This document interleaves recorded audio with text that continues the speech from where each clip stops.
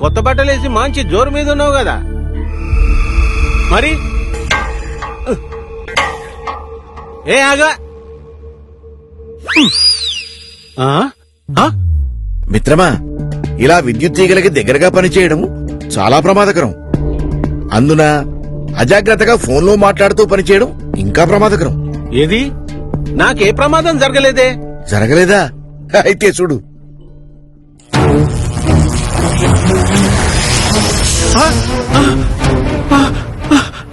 ఈ తీగల్లో ప్రవహిస్తున్న విద్యుత్తు మీ ఇంట్లో వినియోగిస్తున్న విద్యుత్ కన్నా ఎన్నో రెట్లు వోల్టేజ్ కలిగి ఉంటుంది.